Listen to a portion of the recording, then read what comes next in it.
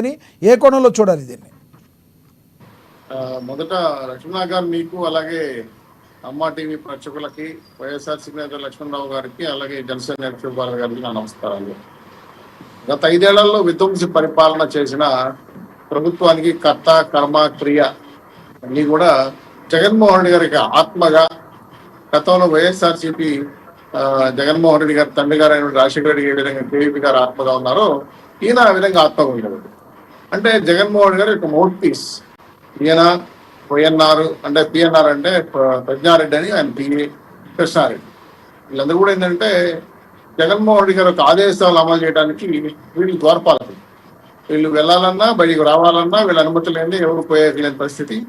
రాష్ట్రంలో అన్ని శాఖలకి దిశా నిర్దేశించిన వీళ్ళే ఏ దందాలు జరగాలన్నా, ఏ దాడులు జరగాలన్నా, ఏ కార్యక్రమం నిర్వహించాలన్నా వీళ్ళ ఫింగర్ టిప్స్ మీదనే కార్యక్రమాలు జరుగుతుంది.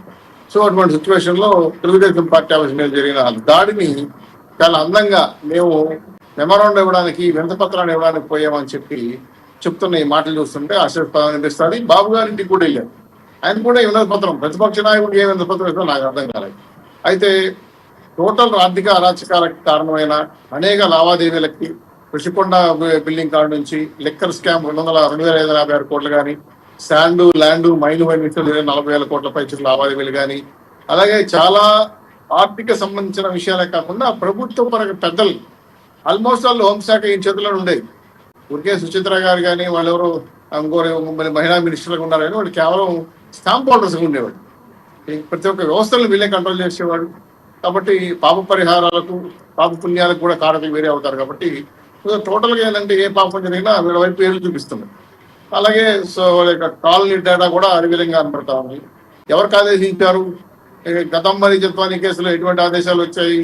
అలాగే ఇప్పుడు ఆ పార్టీ ఆఫీస్ మీద కానీ, బాబు గారి ఇంటి మీద కానీ, అలాగే యువగడం పైన కానీ, అమరావతి రైతు మీద కానీ. చౌదరి గారు ఈ సజ్జల రామకృష్ణారెడ్డి గారితో పాటు లాయర్ గారైన పొన్నవాళ్ళు సుధాకర్ రెడ్డి గారు కూడా అక్కడ హాజరు కాబోయారు. అయితే సుధాకర్ రెడ్డిని పోలీసులు అడ్డుకున్నారు. మేము ఓన్లీ సజ్జల రామకృష్ణారెడ్డిని మాకు అందిన దీని మేరకు మేము ఆయన్నే ప్రశ్నిస్తాం కానీ కాదు, మిమ్మల్ని కాదంటే 3 సంవత్సరాల తర్వాత ఈ కేసును చేయడంలో అర్థం లేదు, ఏ కేసు అయినా 3 సంవత్సరాల తర్వాత డస్ట్బిన్లోకి వెళ్ళాల్సిందే అన్న మాటల్ని పొన్నవాళ్ళు గారు మాట్లాడిన మాటని ఎలా చూడాలంటారు? సరే, ఇప్పుడు మాట నాకు ఆశ్చర్యంగా ఉంది. ఒక వ్యక్తిని చంపేసి 3 ఏళ్ళ తర్వాత ఇంక కేసులో వెళ్ళిపోండి అంటారా? తగ్గించుకొని తిరుగుతా చట్టం దానిపైన చేసుకొని అక్కర్లేదా? సరే సజ్జల రామకృష్ణారెడ్డి ఎవరు సజ్జల రామకృష్ణారెడ్డి ఎవరు? ఒక కడప జిల్లాలో సింహాపురం అనే గ్రామంలో సాధారణ పోస్ట్ మ్యాన్కి పుట్టిన కొడుకు. ఆయన అయితే బిఏ చదువుకున్నాడు. అప్పుడు ఈనాడులో ఏదో సంస్థలో పనిచేసేవాడు.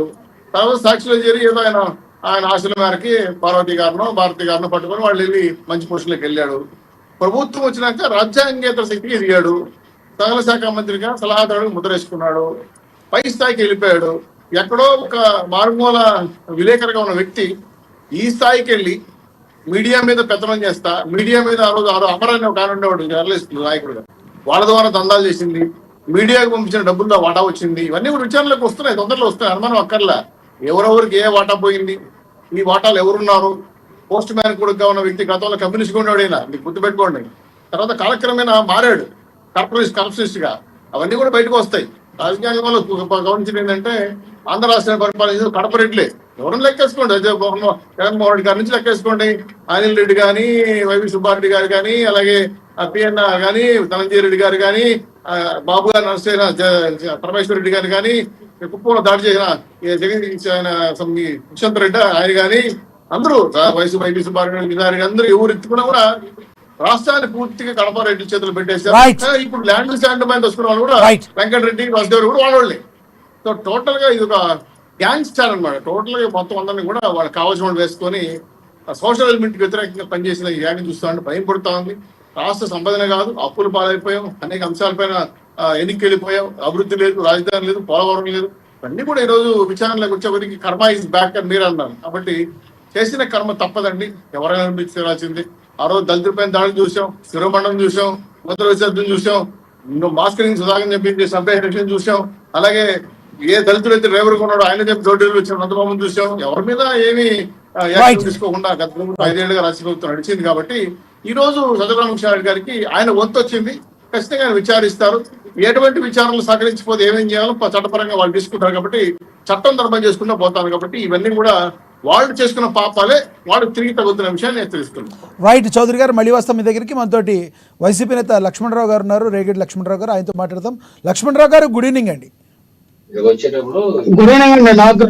లక్ష్మణరావు గారు, లేళ్ల అప్పిరెడ్డి గారు, అలాగే తలసేల రఘురాం గారు ఎవరైతే ఉన్నారో, నందిగం సురేష్ గారు, దేవినేని అవినాష్ గారు